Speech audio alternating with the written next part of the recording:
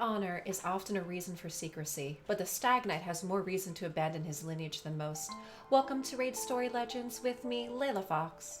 Hi there, welcome to LeilaFoxNation. I am LeilaFox, and thank you for joining me for today's Raid Story Legend. This is a weekly YouTube series that I do to share lore from some of our favorite champs in the Raid Shadow Legends universe. Now, today's story I'm really excited to share about because it's for Stag Knight.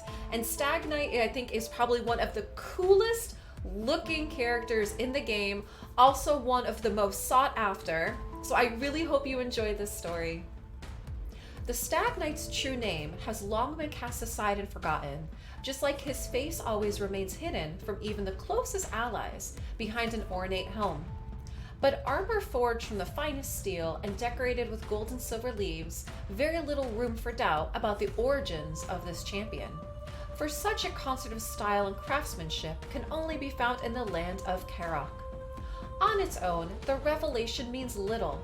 There are countless knights errant forging from Karok to make their mark across Teleria and win glory for themselves.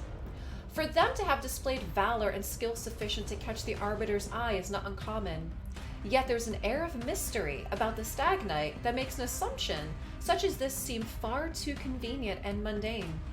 Whatever the case may be, the truth will only be known to the warrior himself, and to the one who gains his allegiance. Wounded honor is the reason for his secrecy, but the Stag Knight has more reason to abandon his lineage than most. Far from a mere wandering paladin, he was once the younger brother to King Garin, known as the Bloody to scholars of Teleria. Though his innate talent allowed the Stag Knight, the Grand Duke at the time, to master the arts of war with ease, he had little interest in following the ideals of chivalry. Spoiled by riches and shelter from the woes of the world, he spent his youth jousting, hunting, and feasting away in the company of his peers. It was hunting that he excelled at the most, and his massive undertakings often led groups of young nobles into forests for weeks, allowing them to pursue the most exquisite game royal lands had to offer. It was then he earned the nickname Stag Knight from some of his closest comrades, and it was then he learned the ropes of leadership and strategizing. But so engrossed was the young Duke in his little pleasures that the truth of his brother's reign eluded him for years. Meanwhile, King Garin grew increasingly paranoid and violent. His extortionate taxes bled the peasants and citizenry dry, and his constant fear of a coup led to a number of influential nobles being imprisoned or even executed. Eventually, Garin's own uncle rose up to lead a rebellion. The Stag Knight, unaware of the truth, joined his brother as honor demanded and battled the rebellion on numerous occasions. His strategic talent had proven to be instrumental in securing key victories for Garin's armies and saw the rebellion defeated after a year of bloody fighting. But victory was not enough for the insane king. He personally devised excruciating forms of interrogation and execution for the nobles involved in the failed uprising.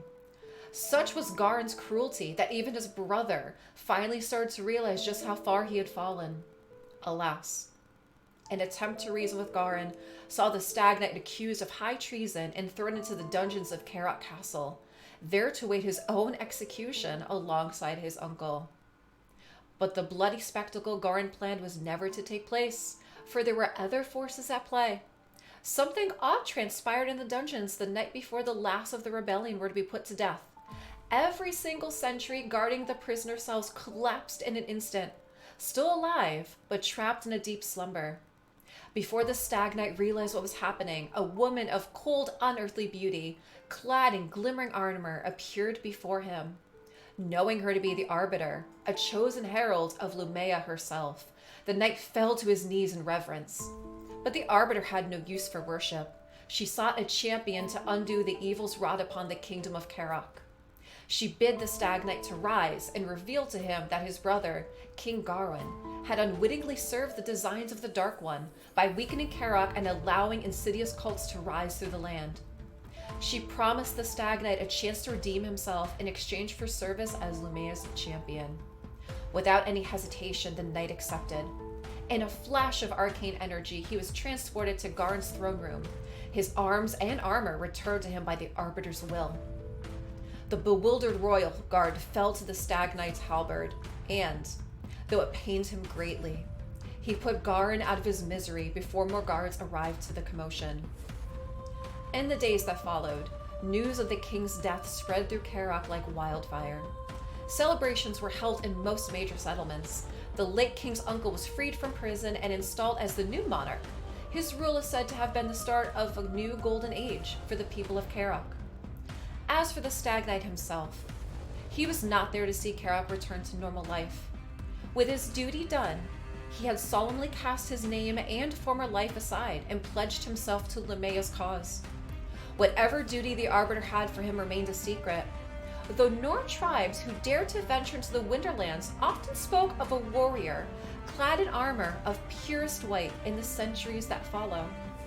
Who this warrior was, or what his purpose could be, they did not know. But the legend holds that seeing the stranger's silver antlers and luxurious azure mantle in the blizzard was sure to be a good sign for those who are pure of purpose, and doom for those who hold darkness in their hearts. I hope you enjoyed this story. I feel like this story of Stag Knight, it's a little different some of the other ones I have shared. Stag Knight starts as nobility. He starts almost as most of us do, right? We maybe become a little engrossed in our own lives where we miss what's often happening. And even though we feel we're doing the right thing, like he did, where he was fighting alongside his brother, he didn't realize that his brother had actually become dark. And luckily for him, the Arbiter saw what had happened, knew what he would become, and chose him to become a great champion and a great warrior for Leila. Thank you so very much for watching this story and for listening. I look forward to sharing next week's Raid Story Legends with you. Thanks for watching.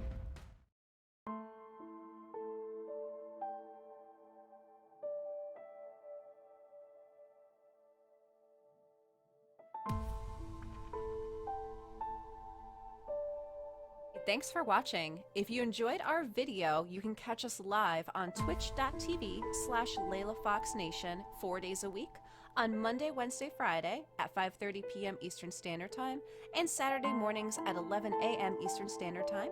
Come on by and be part of our community, and we'll see you there.